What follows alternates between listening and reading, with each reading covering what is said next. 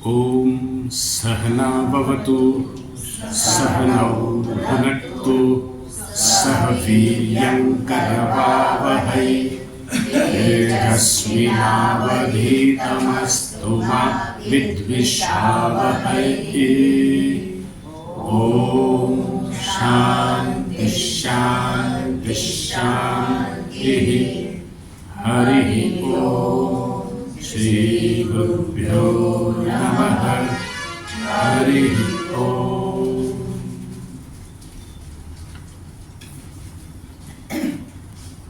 अपराधથી આરાધનાની આંતરયાત્રાના સત્સંગ દરમિયાન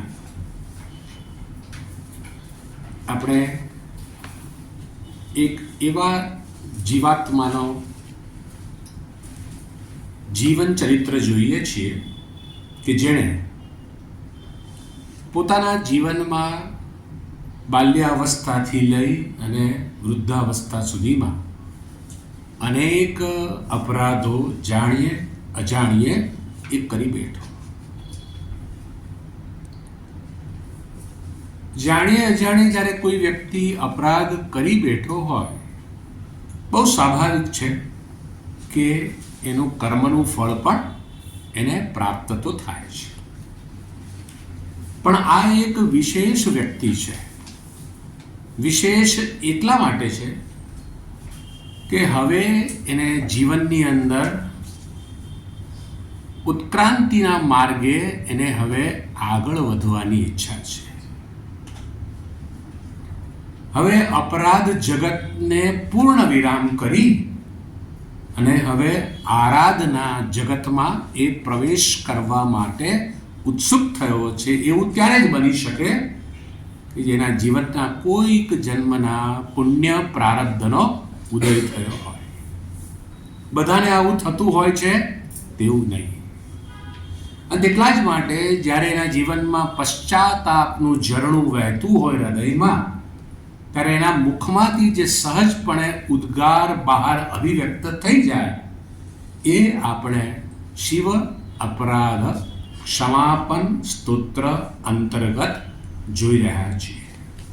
અને તેમાં ગયા વખતે એ પોતે કહે છે કે તત્વસી મહાવાક્ય કે જેનો લક્ષ્યાર્થ છે જ્યોતિષ સ્વરૂપ, પરમ જ્યોતિષ સ્વરૂપ શાંત તત્વ છે અને એમાં સ્થિત થઈ અને લોકો જે ભેદ ભ્રાંતિને વિસ્મરણ કરી જાય છે, પણ હું એ કરી શકું તેવું મારામાં સામર્થ્ય નથી. કૃપા કરી મારા આ અપરાધને તમે ક્ષમા કરો. આપના જે ગુણો છે, શરણાગત વત્સલ, કામ દહન કરનારા, ભક્તની ભક્તિ પ્રદાન કરનારા, આવા ગુણોને જાણીને પણ મેં મારા જીવનની અંદર આપના સગુણ સાકારના દર્શન કરવા માટે પણ મેં પ્રયાસ ના કર્યો. અને એટલું જ નહીં, આપનું જે નિરાકાર નિર્ગુણ કલ્યાણ સ્વરૂપ જે સ્વરૂપ છે કે જે ઉન્મની દશામાં, એટલે કે મન તો રહે છે પણ મનમાં હવે કોઈ વિષયોની વાસના રહી નથી, એવું મન પણ હું મારા જીવનમાં ન લાવી શક્યો. કૃપા કરીને હે ભગવાન, મારો અપરાધ ક્ષમા કરો, ક્ષમા કરો. ગયે વખતે આપણે શ્લોક નંબર 10 સુધી આ જીવાત્માનો આર્તનાદ આપણે શ્રવણ કર્યો અને હવે શ્લોક નંબર 11 થી આજે આપણે જોવાનો પ્રારંભ કરીએ. ચંદ્રોદ્ભાસિત શેખરે સ્મર હરે, ચંદ્રોદ્ભાસિત શેખરે સ્મર હરે, ગંગાધરે શંકરે, ગંગાધરે શંકરે, સર્પૈર્ભૂષિત કંઠ કર્ણ વિવરે, सर्पैर्भूषितकण्ठकर्णविवरे नेत्रोत्थ वैश्वानरे नेत्रोत्थवैश्वानरे दन्तित्वक्कृतः सुन्दराम्बरधरे दन्तित्वक्कृतसुन्दराम्बरधरे त्रैलोक्यसारे हरे त्रैलोक्यसारे हरे मोक्षार्थं कुरु चित्तवृत्तिमखिलाम् मोक्षार्थं कुरु चित्तवृत्तिमखिलाम् अन्यैस्तु किं कर्मभिः अन्येस्तु किं कर्मभिः। अनुवाद જોઈએ। चंद्रकला से जिनका ललाट प्रदेश उद्भासित हो रहा है, जो कंदर्प के दर्प के हारी है, गंगाधर है, कल्याण स्वरूप है, सर्पों से जिनके कंठ और कर्ण भूषित है, नेत्रों से अग्नि प्रकट हो रहा है, हस्ती चर्म की जिनकी कंथा है, तथा जो त्रिलोकी के भी सार है, उन शिव में मोक्ष के लिए अपनी संपूर्ण चित्त वृत्तियों को लगा दे और कर्मों से क्या प्रयोजन। ભગવાન શંકરજીનું સગુણ સાકાર રૂપનું વર્ણન અહીં દ્રષ્ટિગોચર થાય છે। ચંદ્ર જે આપણે આકાશમાં જોઈએ છીએ એના પણ દેવતા હોય। જેવી રીતે આ સૂર્યાસ્ત થવાની તૈયારી છે, એ સૂર્ય તો લાલ ભભૂકતો ગોળો છે, એના પણ દેવતા હોય। આકાશ પણ દેવતા છે આપણા વૈદિક પરંપરાની અંદર। આપણને ક્યારેય પણ આ રીતે જોતા કે વિચારતા સ્કૂલમાં શીખવાડવામાં નથી આવ્યું। એટલે ચંદ્ર દેવતા કે જેને દક્ષ પ્રજાપતિએ શ્રાપ આપેલો હતો અને એ શ્રાપમાંથી મુક્ત થવા માટે ચંદ્ર દેવતા, જેને આપણે સોમ કહીએ છીએ, એ ભગવાન શંકર પાસે જઈ અને એમાંથી મુક્ત મારે કેવી રીતે થવું એનો ઉપાય બતાવો। અને ભગવાન શંકર જે ઉપાય બતાવે છે એ પ્રમાણે ચંદ્ર દેવતા એનું અનુશીલન અનુપાલન પણ કરે છે અને પ્રસન્ન થઈ ભગવાન શંકર એને પોતાના મસ્તક ઉપર ધરે છે। આ તો માત્ર થયો પૌરાણિક અર્થ। ચંદ્ર જે છે જેનું વર્ણન ભગવદ્ ગીતાના 15મા અધ્યાયમાં પણ જોવામાં આવે છે।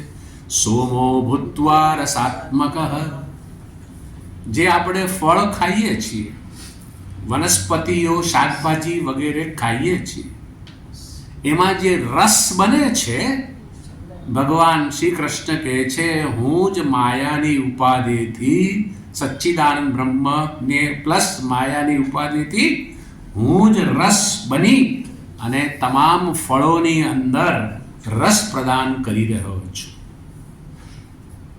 એટલે શાકભાજી આપણને મીઠા લાગતા હોય કે પછી આપણને ફળ વગેરે મીઠા લાગતા હોય તો એ ચંદ્રમાની કૃપાને કારણે છે। અને આ ચંદ્રમા મનનો દેવતા છે। ઘણી વખત એવું બનતું હોય છે, પૂર્ણિમા આવે કે પછી ઓટ આવે, ઘણા લોકોના મનની અંદર ખલબલી મસ્તી પણ હોય છે। સાયકોલોજિસ્ટો પણ હવે આ અસરને સ્વીકારે છે। ચંદ્રમાં તો ક્યાંય છે, મનુષ્ય તો પૃથ્વીલોકમાં છે, છતાં પણ એની અસર જોવામાં આવે છે। અને શરદ પૂર્ણિમા વખતે તો આપણને સૌને ખબર જ છે કે ચંદ્રમાની અસર કેવી થાય છે। અને એટલા જ માટે આ ચંદ્રમા છે એનું એક આધ્યાત્મિક રૂપ છે કે આપણા મનને બેલેન્સ કેવી રીતે કરવું। મનુષ્યના જીવનમાં મન જે છે મોટો ભાગ ભજવતો હોય છે। મારા મનમાં એવું થયું કે હું આમ બોલી નાખું, બોલી તો તું નાખે, પણ ત્યાર પછી શું એની અસર ઊભી થાય એની પણ તારે તૈયારી રાખવી પડે. એટલા માટે જેનું માઇન્ડ બેલેન્સ્ડ છે કે હું બોલીશ તો શું થશે, ન બોલવામાં અત્યારે 9 ગુણ છે અને જ્યારે બોલવાનું થશે ત્યારે બોલે એના બોર વેચાય, એવું પણ ધ્યાનમાં રાખવું જોઈએ. ક્યારે બોલવું ક્યારે ન બોલવું, આવું જે ધ્યાનમાં ક્યારે રાખી શકે, જ્યારે એનું માઇન્ડ બેલેન્સ્ડ હોય ત્યારે. એટલા જ માટે ભગવાન શંકરનું માઇન્ડ કેવું છે? બેલેન્સ્ડ હોય છે. એના પ્રતીક તરીકે ચંદ્રમાને એમને લલાટ ઉપર ધરીને રાખેલો છે. માટે કહે છે ચંદ્રકલા સે जिनका ललाट प्रदेश उद्भासित हो रहा है, जो कंदर्प के दर्प के हारी है. અંગ્રેજીમાં જેને ક્યુપિડ કહેવામાં આવે છે, કામદેવ પણ કહેવામાં આવે છે, એને જ કંદર્પ કહેવામાં આવે છે. કામદેવે નક્કી કર્યું કે હું ભગવાન શંકરની સમાધિ ભંગ અવશ્ય કરીશ. અને એવું જ બને છે. કામદેવ પોતાની કળાનો વિસ્તાર કરે છે. વસંત ઋતુ, ઠંડો ઠંડો મંદ મંદ પવન વાય અને ગુલાબની ફૂલની સુગંધો અને અનેક પુષ્પની સુગંધો, અને એમાં કામદેવે પોતાની જે કળા અભિવ્યક્ત કરી અને એ ભગવાન શંકરના શ્રોત્રેન્દ્રિય અને ઘ્રાણેન્દ્રિય સુધી પહોંચે છે. અને ભગવાન શંકરની આંખ ખુલે છે ત્યારે કામદેવ ત્યાં આગળ ઉપસ્થિત હોય છે. ખરેખર આમાં વાંક તો કામદેવનો પણ નથી, એને તો ડ્યુટી સોંપવામાં આવેલી. કારણ કે પેલો અસુર ભગવાન શંકરથી ઉત્પન્ન થયેલા સુપુત્ર દ્વારા જ અસુરનો નાશ થાય તેવો હતો. પણ ભગવાન શંકરે જોયું મારી સમાધિમાં આ વિઘ્ન નાખી રહ્યો છે, તરત જ એને જોતાની સાથે જ એને બાળી નાખે છે. એટલે કામદેવ જ્યારે એવું માનતો હશે કે હું અચ્છા લોકોને પોતાની સિદ્ધિમાંથી ચ્યુત કરી શકું તેમ છું, એવા કામદેવના દર્પનો, અહંકારના હરણ કરનારા હોવાને કારણે એને કંદર્પ દર્પહારી કહે છે. પછી એ કોણ છે? ગંગાધર છે. ગંગાજીનું એક નામ છે ત્રિપથગામિની. ત્રિપથગામિની કેમ? કારણ કે એક છે ગંગાજી સ્વર્ગમાં છે, કે જેને રાજા ભગીરથ પૃથ્વી ઉપર લે, જે આપણે જોઈ રહ્યા છીએ. અને પછી એ જ ગંગાજી જાય છે પાતાળની અંદર. મળી તો જાય છે બે ઓફ બેંગોલમાં, હુગલી નદીને કાંઠે. એ ગંગાજી પાતાળ લોકમાં પણ જાય છે. એટલે સ્વર્ગ, પૃથ્વી, પાતાળ લોક, ત્રણેય લોકમાં વહેતી હોવાને કારણે એને ત્રિપથગામિની તરીકે ઓળખવામાં આવે છે. આ ગંગાજીને ભગવાન શંકર ક્યાં ધરે છે? તો પોતાની જટામાં. એટલા માટે શિવ તાંડવમાં જટાટવી ગલજ્વલ આવો શબ્દનો પ્રયોગ સૌથી પહેલો જ છે. અટવી એટલે કે પેલી જટા, વિતળાયેલી જટા. અને ગંગાજી સ્વર્ગમાંથી જ્યારે ઉતારવાની હોય, ભગવાન શંકરે સ્વીકાર્યું કે એનો જે ધોધ છે, એનો જે ફોર્સ છે, હું એને સહન કરવા માટે તૈયાર છું. અને એવી જટાનું નિર્માણ કરે છે. ગંગાજી ભ્રમણ કરતી જ રહી અને પછી એ નીચે જમીન ઉપર આવે છે, જેને આપણે અલકનંદા, ભાગીરથી અલગ અલગ નામે ઓળખીએ છીએ. એ ગંગાજીના ધારણ કરનારા છે ભગવાન શિવજી. પછી કેવા છે? કલ્યાણ સ્વરૂપ છે.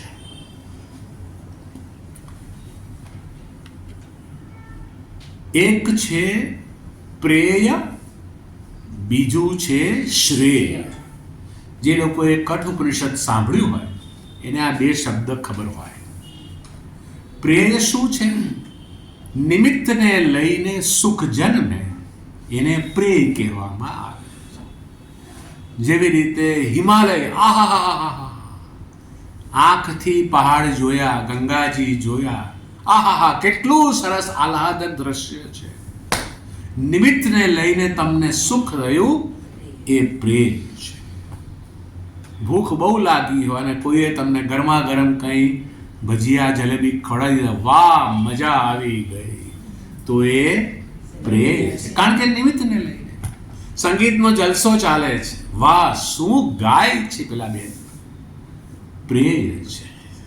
કોઈ પણ નિમિત્તને લઈને સુખ જન્મે એને પ્રેય કહે છે. બીજું છે શ્રેય. શ્રેય શું છે? નિર્નિમિત્ત સુખ છે, એમાં કોઈ નિમિત્ત નથી છતાં પણ સુખ સ્વરૂપ જણાય છે. એને જ અહીંયા આગળ કલ્યાણ સ્વરૂપ કહેવામાં આવે છે. આપણું જે સચ્ચિદાનંદ સ્વરૂપ છે ને, એને આનંદિત થવા માટે કોઈ નિમિત્તની જરૂર પડતી નથી. ઘણા લોકોને તમે જરા જોક કહો ને જરાક, તો મને જરા આનંદ રહે. એટલે આવા બધા માણસોને શોધતા હોય લોકો, કેમ પોતાના પક્ષે કંઈક મુશ્કેલી છે, દુઃખ છે, એટલે કાં તો ટીવી જોવે, કાં તો પછી આવી રીતે રીલ જોવે, જેથી કરીને હસાય પોતાના જીવનમાં, આહા બહુ મજા આવી ગઈ. પણ એ તારું જે સુખ છે નિમિત્તને લઈને છે, પ્રેમ છે. એક સુખ એવું છે જેને શ્રેય કે નિર્નિમિત્ત સુખ છે. અને આપણે અનુભવ રોજ કરીએ છીએ ગાઢ નિદ્રામાં. કોઈ વિષય નથી, ના શબ્દ સ્પર્શ રૂપ રસગંધ, છતાં પણ ઘોડે બેચ કે સોયે હૈ, કેવો આનંદ આવતો હોય. એ જે સુખ છે નિર્નિમિત્ત સુખ છે, પણ એ વખતે આપણે જાણતા હોતા નથી. માટે સમાધિ અને ગાઢ નિદ્રામાં શું ફેર? કોઈ બહુ મોટો ફેર નથી. ફેર એટલો જ છે, સમાધિમાં હું જાણું છું કે હું કોણ છું, ગાઢ નિદ્રામાં જાણતો નથી. બાકી બંનેની સ્થિતિ એવી ને એવી જ હોય છે. એટલે એ જે શ્રેય છે એને અહીંયા આગળ કલ્યાણ સ્વરૂપ તરીકે ઓળખવામાં આવ્યું છે. અને માંડુક્ય ઉપનિષદની અંદર શિવમ ચતુર્થમ મન્યન્તે, શાંતમ શિવમ ચતુર્થમ મન્યન્તે, સ આત્મા સ વિજ્ઞેય, આ પ્રકારે પણ વર્ણવવામાં આવ્યું છે. પછી એનું સગુણ સાકારનું વર્ણન કરતા કહે છે, સર્પો સે जिनके कंठ और कर्ण भूषित है. એક છે સર્પ, બીજું છે નાગ. સર્પાણામ વાસુકી અહમ, એવું ભગવાન શ્રી કૃષ્ણ ભગવદ્ ગીતાના 11મા અધ્યાયમાં વિભૂતિ યોગમાં વર્ણન કરે છે. સર્પ અને નાગમાં ફરક શું છે? સર્પ જમીન ઉપર ચાલે, ઉબડ ખાબડ તોય ચાલે અને ફ્લેટ હોય તો પણ ચાલે. નાગ જે છે એ નાગ પાતાળ લોકની અંદર તમને જોવામાં આવે, એ ત્યાં ચાલે, પૃથ્વીની અંદર ચાલે, એટલે એને નાગ કહેવામાં આવે છે. નાગનો અર્થ આ તો માત્ર વ્યાવહારિક થયો. બીજું, નાગની વ્યુત્પત્તિ એવી છે, ન અગતિ ઇતિ નાગ, જે ગતિમાન કરતો નથી. અને એની સાથે આકારાંત જોડી દીધું, નાગ, ન અગતિ ઇતિ નાગ. એટલે શું કે જે કોઈ ઉપાધિની સાથે ખરેખર ગતિ કરતો નથી. લાગે ખરું, જેવી રીતે અહીંથી આપણે માટીનો ખાલી ઘડો લઈ અને ટ્રેનમાં બેઠા અને ગયા, તો ટ્રેનાકાશ દોડે છે, ઘટાકાશ પણ દોડે છે, તમારા મુખાકાશ નાકાકાશ પણ દોડે છે. ખરેખર તો આકાશ જરા પણ દોડતું નથી. ઉપાધિને લઈને એવું લાગે છે કે દોડે છે. બસ એવું જ અહીંયા આગળ છે. સચ્ચિદાનંદ પરમાત્મા ન અગતિ, એ ક્યાંય જતા નથી, કારણ કે બધી જગ્યાએ છે જ ઓલરેડી, પણ ઉપાધિને લઈને એવું લાગે છે ગચ્છતિ, જાય છે. એટલા માટે નાગનો આ એક અલગ પ્રકારનો અર્થ છે. ન ગચ્છતિ ઇતિ નાગ, એ સ્થિર રહેનારો છે. અને આ નાગને ભૂષણ કોણે બનાવ્યું? બે જણે. વિષ્ણુ ભગવાને શેષાશાયી એણે એનો ખાટલો બનાવ્યો અને ભગવાન શંકરે પોતાના ગળામાં અને કર્ણમાં એ ભૂષણ તરીકે છે. સર્પને જુઓ એટલે સાપણ સિવાય કોઈને ગમે નહીં. સાપણને ગમે, પ્રેમ કરવાનો એની સાથે તો, પણ આપણને ના ગમે. એટલે કે જે વ્યક્તિ માટે દ્વેષ હોય એને પણ ગળે લગાડનાર ભગવાન શંકર છે. એવા પ્રતીક તરીકે ભગવાન શંકર ગળામાં સર્પ લગાડે. ભગવાન શંકરે જેની સાથે લૌકિક દશામાં ગૃહસ્થાશ્રમ શરૂ કર્યો એવા પાર્વતીજીને એની માં સમજાવે છે, તું આ બાવામાં શું જોઈ ગઈ છે? આના રહેવાના ઠેકાણા નહીં. કપડાં તું તો જોઈ જ રહી છે અને આભૂષણોમાં દેખાય જ છે. બીજા બધા દેવતાઓમાં તો સોના ચાંદીના છે, મુગટ સોનાનો છે, કુંડળો સોના, ગળામાં સોનાના હાર છે. આનામાં શું છે? હારમાં એટલે કે જ્યારે એના લગ્ન થશે તારી સાથે ત્યારે હું પોંખવા જવાની, એનું નાક પકડવા જઈશ તો સૌથી પહેલા કોણ આવશે મને કાઢવા? નાક આવશે. તું કંઈક સમજીને તો વિચાર. તો કહે છે બ્યાહું તો શંકર કો હી બ્યાહું વરના તમારી. એટલે ભગવાન શંકર દેખાય છે અમંગલ જેવા, પણ વાસ્તવમાં મંગલકારી છે. કારણ કે એનું રૂપ કેવું છે? અમંગલ જ છે ને. સ્મશાનમાં કોણ રહે? શંકર ભગવાન રહે. અને આખા શરીરે ભભૂતિ ચોળેલી હોય, રહેવાના કોઈ જ એના ઠેકાણા નહીં. ગળામાં ખોપડીઓની માળા. આપણે તો ખોપડીનો વિચાર કરીએ ત્યાં જ આપણને કમકમા આવી જતા હોય, અને આ તો ખોપડીઓની માળા પહેરે. અને એની સાથે કોણ? સંગે રાખે સદા ભૂત ટોળી. ભૂત પિચાસ એને ટોળીમાં છે. કે ભગવાન શંકરને સારા માણસો નહીં મળતા હોય? ભગવાન શંકર પાસે સારા માણસો મળે છે, પણ આ એનું અમંગલ રૂપ છે. અમંગલ રૂપ દેખાતું હોવા છતાં ભગવાન શંકરજી મંગલકારી છે, મંગલ કરનારા છે. કોનું મંગલ કરનારા છે?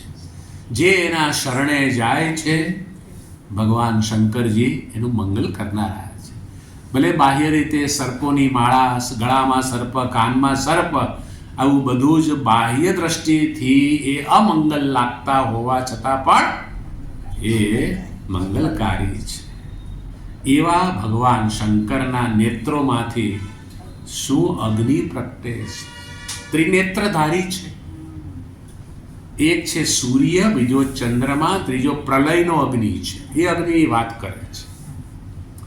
પ્રલયનો અગ્નિ એટલે સમગ્ર બ્રહ્માંડનો હવે પ્રલય થવા લાગે. એટલે એટલા માટે ભગવાન શંકર એક જ એવા છે, એ ત્રિનેત્રધારી છે. બીજા કોઈ પણ ત્રિનેત્રધારી ન બ્રહ્માજી ન વિષ્ણુજી, પણ શંકર એક જ એવા છે. કેમ? પ્રલય સમયે અગ્નિની જ્વાળા વડવાનલ જેવી ઉડતી હોય અને એમાં સમગ્ર બ્રહ્માંડ ભસ્મ થઈ જતું હોય છે. એમના નેત્રોમાંથી અગ્નિ પ્રગટ થાય છે. હસ્તી ચર્મકી જિનકી કંથા. એક ગજરાજ રાક્ષસ હતો કાશીમાં, અને બધાને બહુ રંજાડતો, મંદિરોને પણ તોડી નાખતો. ભક્તો આખરે પહોંચે છે ત્રાહિમામ ત્રાહિમામ રક્ષમામ રક્ષમામ ભગવાન શંકર પાસે. એટલે કે આવી સ્થિતિ છે. વારાણસીની અંદર એક ગજરાક્ષસ નામનો રાક્ષસ ઉત્પાત મચાવે છે. ભગવાન તમે જ હવે આમાંથી અમને માર્ગ બતાવો.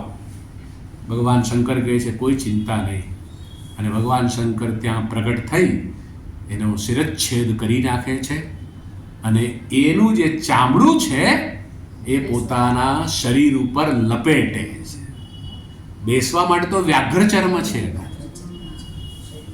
વ્યાઘ્ર ચર્મ હોય અથવા મૃગ ચર્મ હોય. કેમ? કારણ કે મૃગ અને વ્યાઘ્ર એ હંમેશા પોતાના શરીરની સ્કિનને સાફ કરતા હોય. તમે જોયું હશે એ લોકોની લાળમાંથી એવા પ્રકારના એસિડ બહાર હોય કે પેલા જંતુઓ જે એના શરીરમાં ચોંટેલા હોય એ સમાપ્ત થઈ જાય. એટલા માટે ધ્યાન કરવા માટે મૃગચર્મ અથવા તો વ્યાઘ્રચર્મ. પણ આજકાલ આવું સંભવ બની શકે તેમ નથી. તમે આવું કરવાઈ જાઓ ને તો જંગલ ખાતાને ખબર પડે તો તમને વ્યવસ્થા કરી નાખે. એટલે બ્લેન્કેટ આપણે માટે સારામાં સારું છે. મારું કહેવાનું તાત્પર્ય આ ગજરાજનું હતું. गजराज चर्म जिनकी कंथा એટલે ઓઢે છે, તથા જો ત્રિલોકી કે ભી સાર है. ત્રણેય લોકના એ સાર છે. ત્રણેય લોક શું છે? અંતે તો નામ અને આકાર જ માત્ર છે. એ સિવાય બીજું કંઈ નથી. ત્રણ લોક કયા? ભૂર ભુવ સ્વ. અંતરિક્ષ લોક, દ્યુલોક અને આ પૃથ્વી લોક. આ ત્રણ લોક છે. ત્રણેય લોક નામ અને આકાર સિવાય બીજું કંઈ જ નથી. અને એનું સાર શું છે? એ નામ અને આકારનું અધિષ્ઠાન. ઘડો, ઈંટ, નળિયા, કોડિયા, તાવડીનું સાર શું છે? માટી જ છે. એમ સમગ્ર બ્રહ્માંડનો, ત્રણેય લોકનો કે જેમાં નામ અને આકાર છે, અને એ લોકની અંદર જે કોઈ પણ જીવાત્માઓ કોઈ રૂપ ધારણ કરી રહે છે, એ બધાનો સાર એકમાત્ર આ અધિષ્ઠાન શિવ સ્વરૂપ જ છે, ચૈતન્ય સ્વરૂપ જ છે. એટલા માટે કહે છે તીનો લોકો કે सार है. उन शिव में मोक्ष के लिए अपनी संपूर्ण चित्त वृत्तियों को लगा दे. મોક્ષ માટે, મોક્ષ શબ્દ આપણે અનેક વાર સાંભળ્યો હોય અને મોટે ભાગે લોકો એવું માને કે ભાઈ પેલાનો મોક્ષ થઈ ગયો. ક્યાંથી?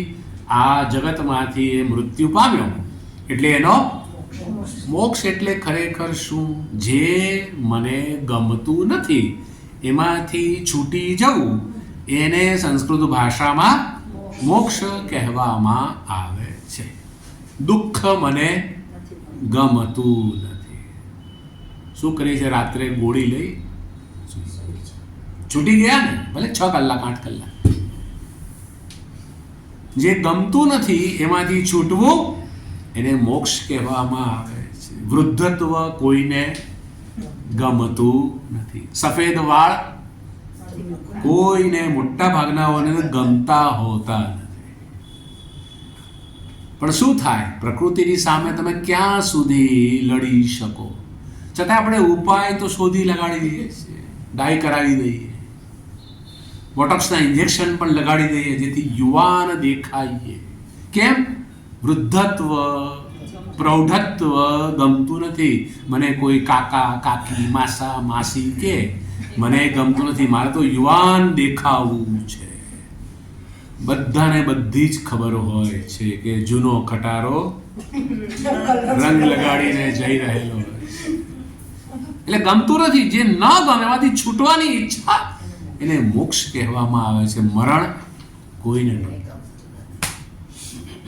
પણ જીવનમાં આ બધી વસ્તુ આવીને ઊભી પણ રહે છે. તો શું આ જીવતામાંથી મોક્ષ કે છૂટી શકાય ખરું? છૂટી શકાય તેવું છે, અને એ માત્ર બ્રહ્મ વિદ્યા દ્વારા જ શક્ય બને તેમ છે. આપણને સ્કૂલ કોલેજની અંદર કે ઘરની અંદર કે વડીલો દ્વારા આ વિદ્યાનું દાન કે જ્ઞાન આપવામાં નથી આવ્યું. બાકી તમારા પણ સગાવાળાઓમાંથી કોઈકને કોઈક સંન્યાસી હોત, તમે આ જ જ્ઞાન એની પાસેથી બેસીને પ્રાપ્ત કર્યું હોત. પણ તમારે ક્યાં બેસવું પડે છે? કોઈકની માના છોકરા પાસે બેસી આ જ્ઞાન તમારે લેવું પડે. બાકી તમારા દાદા પણ આ જ્ઞાન પ્રાપ્ત કર્યું હોત. કેમ? એ પરંપરા હતી એ સમયે. પણ હવે એ પરંપરા નષ્ટ પ્રાય થઈ ચૂકી છે. શું જીવતા છૂટી શકાય ખરું? જીવતા છૂટી શકાય તેમ. શેમાંથી છૂટવાનું? આપણે જોઈએ આપણા જીવનમાં આપણે સૌથી વધુમાં વધુ સમય આપીએ છીએ પૈસા ભેગા કરવા. કેમ? પૈસા શું કરે છે? એક તો ભોગ ખરીદી શકે છે. પૈસા તમારું સામાજિક સ્તર ઊંચું બતાવે છે, ધનવાન છે. પણ એ ખબર છે એનામાં કેવા અવગુણ છે. જો પૈસા છે ને, અવગુણ બધા દબાઈ જાય છે. પૈસાથી તમે માણસને પણ ખરીદી, પૈસાથી તમે જેમ ફાવે તેમ રાજ્ય પણ તમે ચલાવી શકો, જે આપણે જોઈ રહ્યા છીએ આજકાલ. પૈસાથી બધું શક્ય છે. એટલે પૈસા શું કરીએ છીએ? ભેગા કરીએ. શા માટે હું મારી જાતને અસુરક્ષિત અનુભવું છું? તમે જો બાળક જ્યારે ગર્ભમાં હોય ને, સૌથી વધુમાં વધુ સુરક્ષિત હોય, કારણ કે માના ગર્ભમાં છે. પેલા લિક્વિડની અંદર પ્લેસેન્ટામાં બાળક ભ્રમણ કરે છે. પ્રસવનો સમય થાય છે, બાળક હવે છૂટું પડે છે. અત્યાર સુધી સુરક્ષિત હતું, હવે અસુરક્ષિત. ડૉક્ટરો કહેતા હોય તો એને રડાવવું પડે, પણ બાળક રડે છે. એને કારણે હવે છૂટો પડી રહ્યો છે. મારું કોઈ હવે ધાની દોરી નથી, માથી છૂટો પડી રહ્યો છું. રડે છે એને કારણે. મનુષ્ય પણ જીવનમાં અસુરક્ષિત સતત અનુભવતો હોય છે. તેટલા જ માટે એને થાય અમુક વર્ષે કે ચાલ, અસુરક્ષા અનુભવું છું, હું કોઈકની સાથે ગૃહસ્થ આશ્રમ ચલાવું તો હું સુરક્ષિત થઈ જઈશ. એટલે પેલો વ્યક્તિ અસુરક્ષિત છે, પેલી પણ અસુરક્ષિત છે. બે અસુરક્ષિત વ્યક્તિઓ ભેગા મળે છે સુરક્ષા માટે, અને પછી એનું પરિણામ આવવું શું જોઈએ? પરિણામ આવવું જોઈએ ખરું, પણ અસુરક્ષા તો સતત ચાલુ જ રહે. ઉલટાની વધી અસુરક્ષા. પહેલા તો પોતાની અસુરક્ષા જોવાની હતી, હવે બીજું પાત્ર જીવનમાં આવ્યું હોય એની અસુરક્ષાની પણ ચિંતા આપણે કરવી પડતી હોય છે. એટલે અસુરક્ષા વધી જાય છે. જીવનભર આ બધી અસુરક્ષાઓ આપણને પીડા આપે છે. પૈસા કમાઈ લઈએ તો, શેરમાં ઇન્વેસ્ટ કરી દઈએ તો, જમીનમાં ઇન્વેસ્ટ કરી દઈએ તો, આ બધું જ કરવા છતાં પણ હજુ કંઈક અસુરક્ષા જેવું એના જીવનમાં રહે છે. તમે મોટા ઇન્ડસ્ટ્રીયલિસ્ટને પૂછો તો કે મારો નંબર અત્યારે 3જો છે, મારે પહેલા બનવું છે ભારતમાં.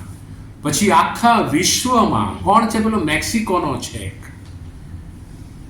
અને બીજો અમેરિકાનો એક જણ છે કે જેણે પેલું સ્પેસ ટેકનોલોજી શોધી છે. ટેસ્લા વાળો. ટેસ્લાનો જે ડાયરેક્ટર છે એ સૌથી વધુ ધનવાન છે. એને પણ એવું થાય કે મારાથી બીજો કોઈ બીજો આગળ ન વધવો જોઈએ, એને અસુરક્ષા તો ચાલુ રહેતી હોય છે. અસુરક્ષા ક્યારેય પણ એનો કેડો મુક્તિ હોતી નથી. જીવનભર આ અસુરક્ષા ચાલુ રહે છે. જીવનભર આપણને પૂર્ણતા પ્રાપ્ત કરવા માટે કેટલાય પ્રયાસ કરીએ છીએ. કેમે કરીને પૂર્ણતા મળી જાય, કેમે કરીને સુખ મળી જાય, પણ સુખ માટેના અનેક પ્રયાસો કરતા હોવા છતાં પણ આપણે પૂર્ણતા કે બસ આટલું, બસ આનાથી આગળ હવે નહીં, એવું ક્યારે પણ બસ આવતું હોતું નથી. કંઈક ને કંઈક આપણા જીવનમાં આપણે પ્રવૃત્તિ કરતા રહેતા હોઈએ. યુવાન હોઈએ ત્યારે ધન કમાવાનો એક નશો હોય. વેપારીને પૂછો ને, બિઝનેસમેનને પૂછો ને, એક દુકાન, અરે ના હજી તો બહુ પ્લાનિંગ છે, બીજી 4-5 દુકાનો અલગ અલગ કરવી છે, ફ્રેન્ચાઇઝી પણ આપવી છે, નવું R&D કરીને બધી જગ્યાએ આખા ભારતમાં સેલ કરવું છે અમારે. યુવાનીમાં આવું બધું હોય. પછી એક તબક્કો આવે ને, સંતાન થઈ જાય, એ લોકો પણ પોતાની રીતે સ્વતંત્ર થઈ ગયા હોય. 40-45 થાય ને એટલે હવે એને એવું થાય કે મને ઓળખે છે કોણ આ સમાજ? માત્ર વેપારના જગતના લોકો જ ઓળખે છે. લાવ હું સેવામાં કૂદકો માર. એટલે પછી લાયન્સમાં, રોટરીમાં, ઇનરવેલમાં, સારું છે આઉટરવેલ નથી એવી કોઈ સંસ્થા, નહીં તો એમાં જોઈન્ટ થઈ જાય. કેમે કરીને લોકો મને ઓળખે કે હું સેવા કરી રહ્યો છું. કેમ? અંદર પેલી અપૂર્ણતા રહે મને કોઈ ઓળખતું નથી. અને એ ચાલુ ને ચાલુ કંઈક બનતા રહેવાની પ્રવૃત્તિ એની ચાલુ રહેતી હોય. રાજકારણમાં કોઈ જોડાય તો સામાન્ય કર્મચારી તરીકે પછી ધીરે ધીરે એ આગળ વધે, બૂથ લેવલનો થાય. બૂથ લેવલમાંથી પછી એને ટિકિટ આપવામાં આવે તો કોઈ જિલ્લાનો એને ટિકિટ મળે. એને એવું થાય કે જિલ્લાની ટિકિટ શું કામની, મારે તો ગાંધીનગર જવું છે, ત્યાં સીએમ ને તો પીએમ થવું. કંઈક બનતા રહેવાની પ્રવૃત્તિ સતત ચાલી રહે છે. તમે જુઓ આ વૃક્ષો કેવા છે, એવા ને ડાળીઓ જુઓ, પાંદડાઓ જુઓ, થડ જુઓ, વડનું થડ જુઓ, કેટલું બધું અનિવર હોય છે. વચ્ચે કાણબી હોય છે, ઘણી વખત પક્ષીઓ અંદર માળા બનાવતા હોય. એ લોકોને પેલા વડને કે પીપળાને મોટું તાડનું વૃક્ષ થવું નથી. કે અમે તો કેવા બેડોળ છીએ. આ જો તાડનું વૃક્ષ કેટલું છે, લાંબુ સોટા જેવું ઉપર. એ લોકોને એવું થતું નથી. તાડના વૃક્ષને આ શું જીવન પર પાતળો અને પાતળો છે. આ વડને જુઓ, પીપળાને જુઓ, કેટલા સરસ છે. પક્ષીઓ આવે છે, અહીંયા તો પક્ષીઓ નથી આવતા. છાંયો પણ હું આપી શકતો નથી, લાવ હું આ બરું. એ લોકોને એવું થતું નથી.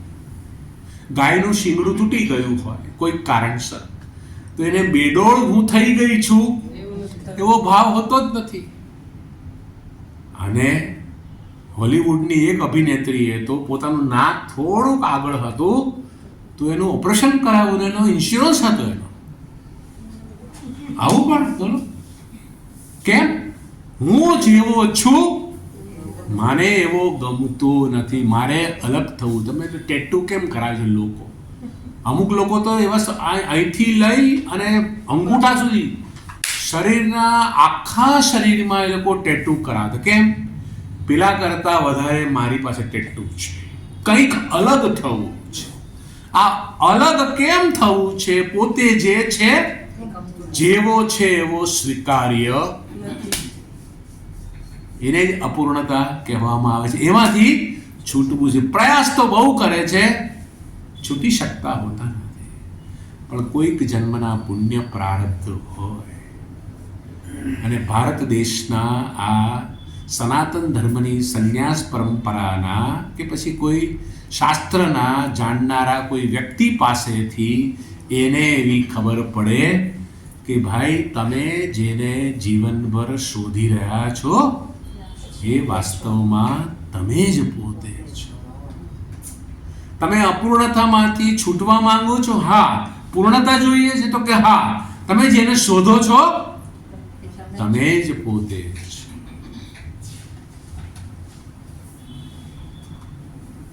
અને જ્યારે આવું સમજાય ને તો જ ભાગવતનો એક નાનકડો પ્રસંગ છે. બાલ શ્રી કૃષ્ણ પોતાના પડછાયાને પકડવા માટે દોડે છે. જેમ દોડે પડછાયો ઊભા રહે, ઊભા રહી જાય, પડછાયો ઊભો રહી જાય. આ મિત્ર મારો કેવો હાથમાંય નથી આવતો.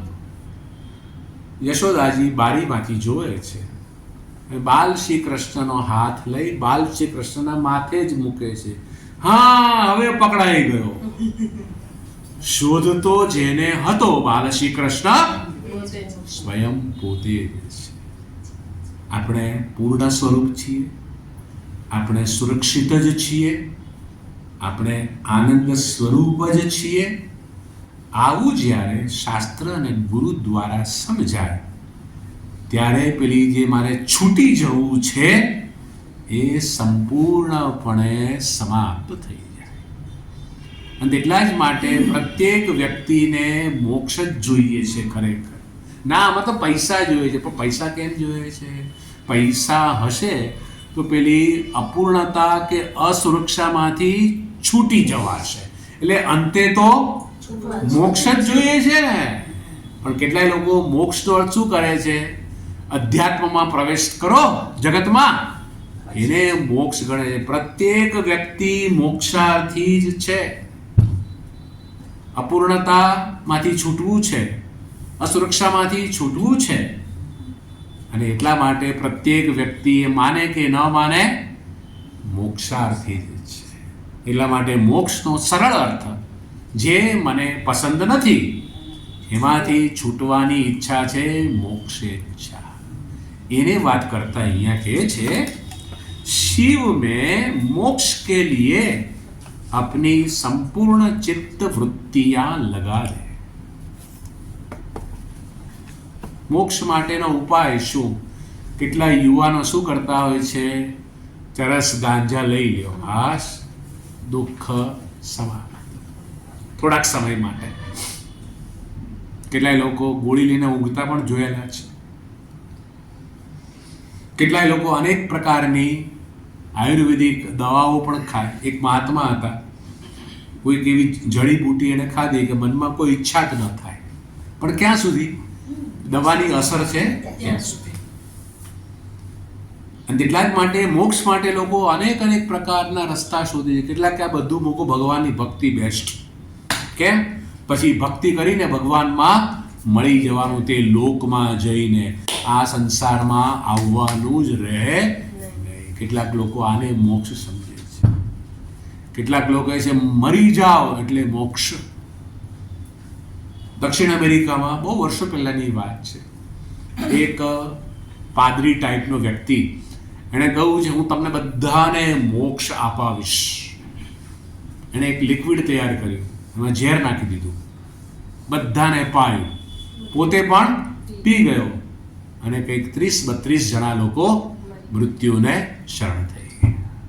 એટલે કેટલાક લોકો માને છે મરણથી જ મોક્ષ થઈ જાય. મોક્ષની સૌ પ્રથમ લોકોની અલગ અલગ વ્યાખ્યાઓ છે, પોતાની સમજ છે.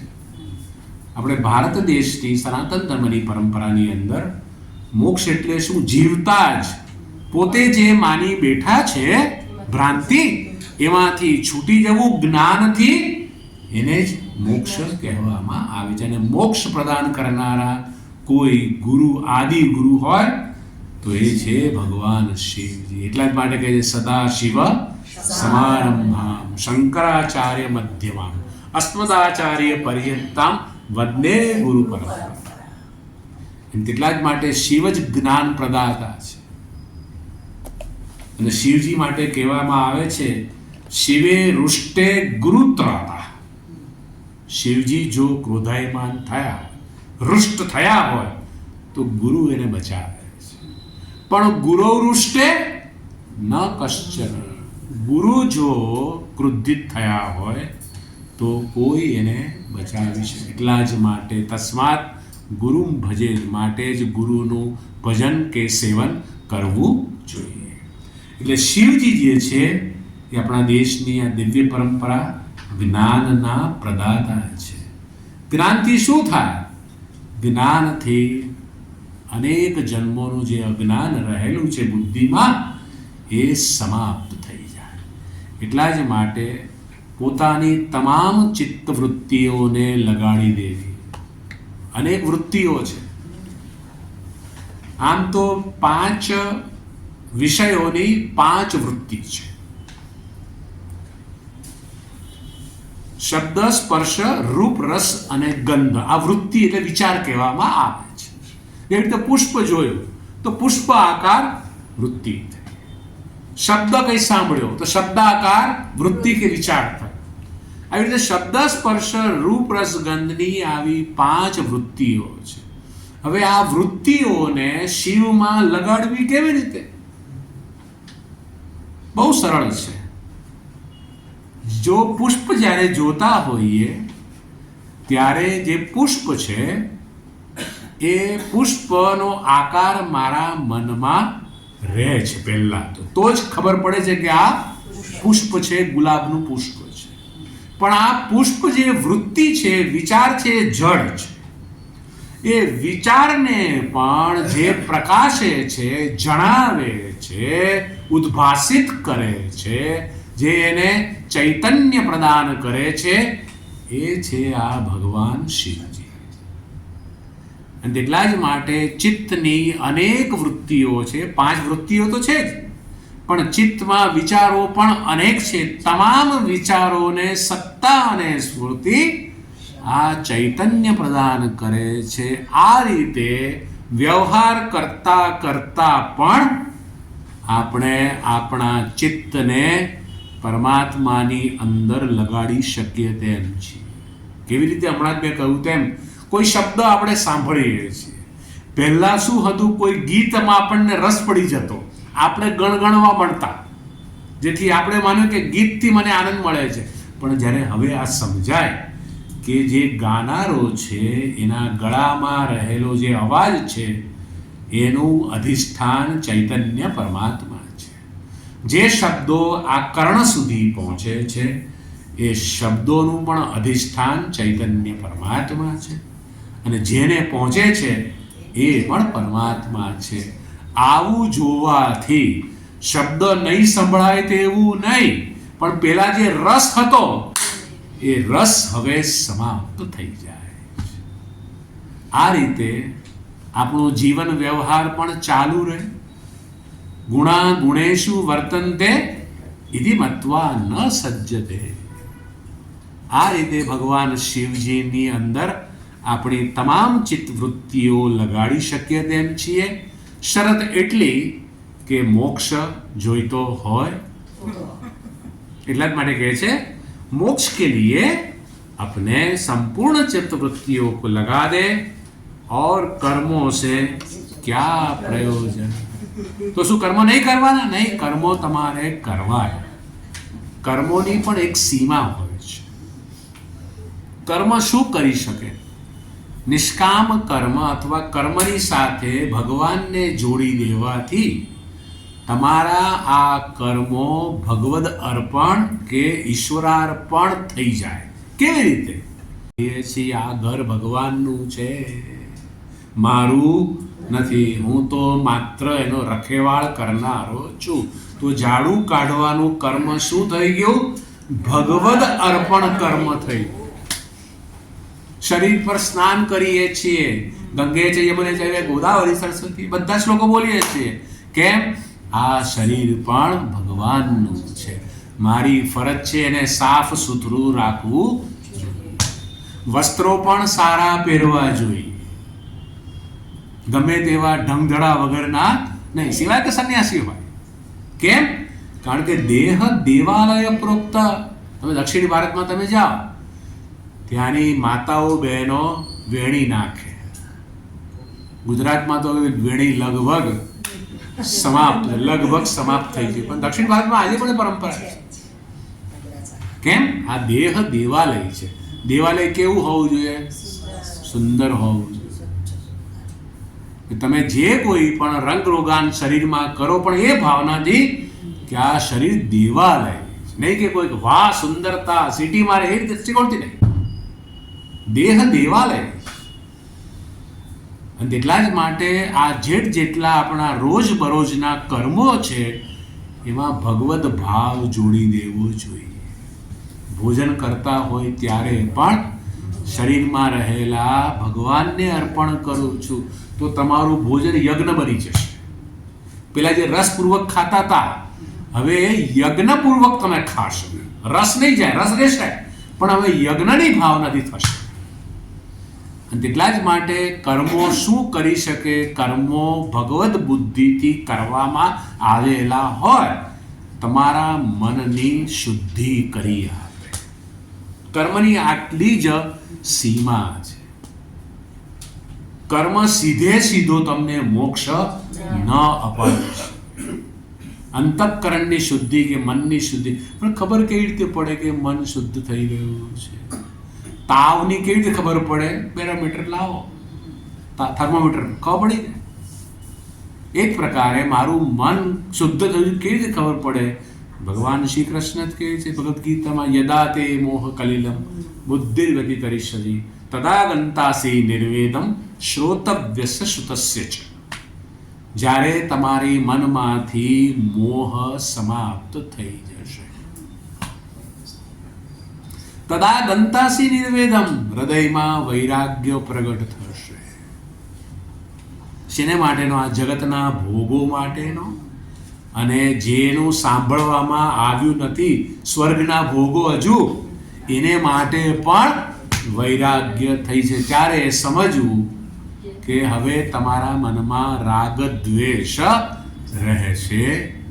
મોહ સમાપ્ત થવો એ જ આ કર્મયોગનું પ્રયોજન છે. કારણ કે મોહને લઈને જ રાગ દ્વેષ થતા હોય છે. રાગ દ્વેષ જ્યાં સુધી છે ત્યાં સુધી શિવજીનો સાક્ષાત્કાર કે મોક્ષ થાય તેવો નથી. અને તેટલા જ માટે કર્મ જરૂરી પણ છે, અને એક સમય આવે એ કર્મ આપોઆપ છૂટી જતા હોય છે, છોડવા પડતા નથી, આપોઆપ છૂટી જતા હોય છે. જેમ કેરી પાકી જાય, દીઠડામાંથી આપોઆપ ખરી પડતું હોય છે. એટલા જ માટે કહે છે કે જે વ્યક્તિ આવી રીતે અંતઃકરણ કે મનની શુદ્ધિ કરી પોતાના ચિત્તને પરમાત્મામાં લગાડી દે, એણે બીજા કર્મો કરવાનું હવે શું પ્રયોજન છે? પણ એ પૂર્વે પ્રયોજન છે. સત્સંગ શ્રવણ કરવો પ્રયોજન છે. એનાથી પણ આગળ જો ગંગા કાંઠે જવાનું થાય, સ્નાન કરવાનું થાય તો એ પણ જરૂરી છે. એવા અનેક લોકો છે, રહેતા હોય ક્યાં દિલ્હીમાં, 80 વર્ષ થઈ ગયા હોય તો પણ ગંગા કાંઠે, યમુના કાંઠે પણ ના ગયા હોય. બેઉ બાજુમાં જ છે. કે એ લોકોનું ભાગ્ય એવું હોય. એટલા જ માટે ગંગા કાંઠે જવાનું થાય, સ્નાન કરવાનું થાય, અવશ્ય જવું જ જોઈએ. આ બધું જ સાધનની આવશ્યકતા છે. શ્રવણ પણ સાધન છે, મનન પણ સાધન છે. ભગવાનની ભક્તિ કે પૂજા કરવી કે સ્તુતિ કરવી કે પાઠ કરવા કે લખવા એ પણ સાધન છે. આ સાધનથી મન શુદ્ધ થવું જોઈએ. ન થયું તો સમજવું આપણું ક્યાંક સાધનમાં ત્રુટિ હોવી જ જોઈએ, નહીં તો આ અવશ્ય ફળ આપે છે. જે આવું કરી શકે એવો વ્યક્તિ શિવજીને અવશ્ય પ્રાપ્ત કરી શકે છે. અને એટલા જ માટે કહે છે એવો વ્યક્તિ માટે બીજા કર્મોનું શું પ્રયોજન છે. અને હવે પોતાના હૃદયમાં જે કોઈ પણ વ્યક્તિ માટેની એને આસક્તિ હતી, જે કોઈ પણ પદાર્થો માટેની આસક્તિ હતી, એ પ્રત્યેનો વૈરાગ્ય પ્રગટ કરતા 12મા શ્લોકમાં કહે છે, કિમ વાનેન ધનેન વાજિકરિભિઃ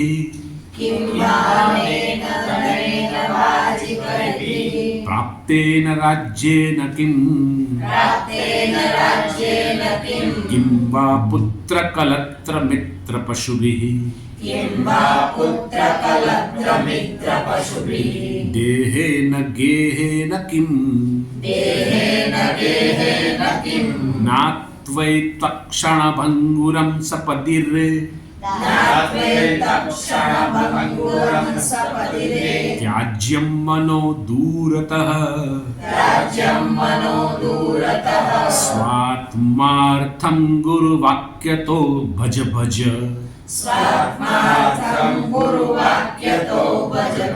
શ્રી પાર્વતી वल्लभम.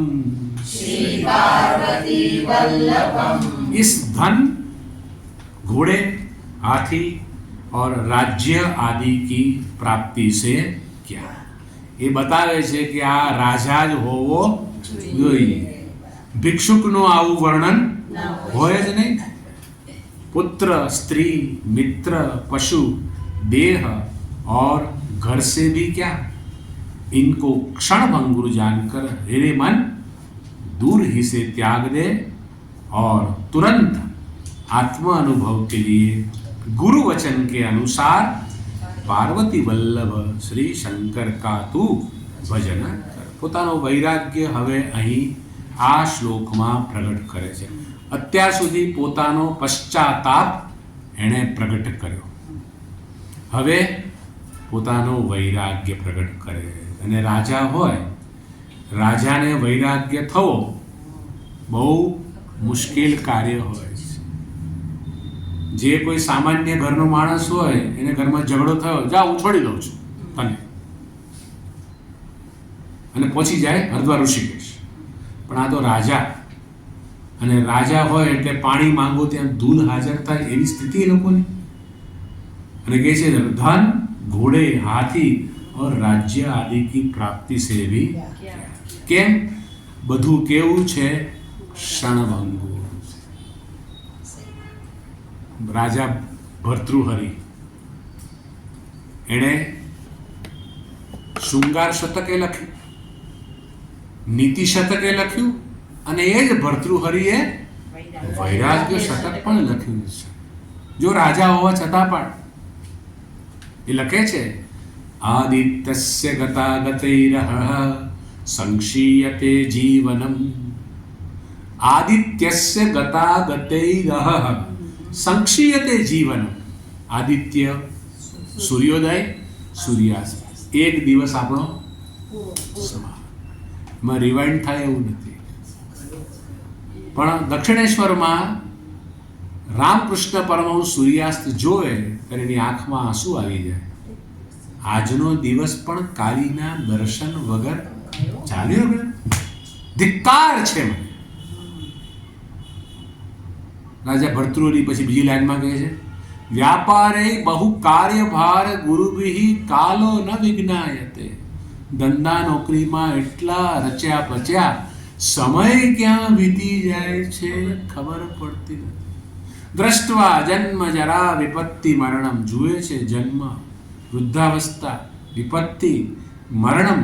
ત્રાસશ્ચ નોત્પદ્યતે. ત્રાસ થતો નથી, દુઃખી થતો નથી. સંસાર છે, ચાલ્યા કરે. આવું પોતાના મનને મનાવી દે છે. આવું કેમ કરે છે?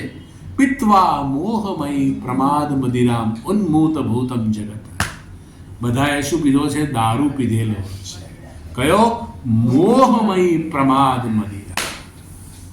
પ્રમાદ શું કરે? આજનું કામ કાલે. સરકારી ઓફિસોમાં આવું પોતે ભાગે, આવતીકાલે આવો ને. એટલે મોહમયી પ્રમાદ મદિરા છે. પ્રમાદનો અર્થ એ જ થાય. આખું જગત કેવું છે? ઉન્મૂત ભૂતન જગત. જગત કેવું થયેલું છે? ઉન્મૂત ભૂત થયેલું છે. ખબર પડતી નથી કે કાળ ક્યારે કોળિયો કરી જશે. બધું કેવું છે? ક્ષણભંગુર છે. બોલીએ છીએ ક્ષણભંગુર. અમારા એક સત્સંગી, અને એ કહે છે કે તમે લોકો જે સમય અમને સત્સંગ કરાવતા ક્ષણભંગુર બોલતા, ત્યારે અમ થાય કે શું ક્ષણભંગુર? અમે ઘરે જવાના છીએ, જીવવાના છીએ, છોકરાઓ માટે રસોઈ બનાવવાના છીએ, ઘરવાળા માટે રસોઈ બનાવવાના છીએ, સાંજે ક્યાંય જવાનું છે, શું ક્ષણભંગુર? પણ કે એક્સિડન્ટ થયો મારો, માથામાં બહુ મોટું ઓપરેશન કરવાનું આવ્યું, ત્યારે ઓપરેશનમાં ઇન્જેક્શન મારતા પહેલાં મેં આ વિચાર કરેલો કે જે તમે લોકો કહેતા હતા એ વાત સાચી છે. કારણ કે હું જીવતી પાછી આવીશ કે કેમ હું જ જાણતી નથી. એટલે ખરેખર આ જગત ક્ષણભંગુર જ છે. પણ કેમ દેખાતું નથી? કારણ કે મોહમયી પ્રમાદ મદિરા પીધેલો છે. અને તેટલા જ માટે જગત આપણને સ્થિર લાગે છે, લોકો પણ આપણને સ્થિર લાગે છે. પણ સવાર પડે ને ફોન આવે, રમણલાલ ગયા, રમણલાલ ગયા, લક્ષ્મીબેન ગયા. સારું છે અહીંયા કોઈ લક્ષ્મીબેન નથી, એટલે સમજીને મેં આ શબ્દ કાઢ્યો, તો મુશ્કેલ મારે થઈ ગઈ. અને એટલા જ માટે ખબર પડવું, ગઈકાલે તો મળ્યા હતા અમે લોકો, આજે ગયા. જગત આ પ્રકારનું જ છે. એટલા જ માટે તસ્માત જાગૃહી માટે જાગો. માટે જ ઉપનિષદનો ઋષિ શું કહે છે? ઉત્તિષ્ઠત જાગ્રત પ્રાપ્ય વરાન્ની બોધત. ઉઠો, જાગો, તમારા લક્ષ્યને પ્રાપ્ત કરો. અને તેટલા જ માટે આખું જગત ક્ષણભંગુર છે એવી પોતાની અભિવ્યક્તિ કરે છે અને કહે છે, હે મન, દૂરથી જ એને ત્યાગી દે, એમાં આસક્ત થઈશ નહીં. અને તુરંત જ, અવિલંબ એટલે તુરંત જ, સદ્ય આત્માનુભવ કે લીએ ગુરુ વચન કે અનુસાર. એટલે અંતે ગુરુની જ જરૂર પડે. શાસ્ત્ર વચન નથી કર્યું, નહીં તો શાસ્ત્ર ખોલી નાખીએ. ગુરુની ક્યાં જરૂર છે? ગુરુની જીવનમાં જરૂર છે. માટે જ કાઠિયાવાડમાં નુગરો શબ્દ છે. જેને જીવનમાં ગુરુ નથી એને નુગરો કહેવામાં આવે. એટલે નુગરોનું જીવન કેવું હોય? સ્વચ્છંદી, જેમ ફાવે તેમ. ગુરુ હોય તો ટોકે. તેટલા જ માટે આમ અધ્યાત્મ પથ ઉપર તો ગુરુની જરૂર છે. એટલા જ માટે કહે છે ગુરુ વચન કે અનુસાર પાર્વતી વલ્લભ શ્રી શંકર કા તું ભજન કર, એનું તું ચિંતન.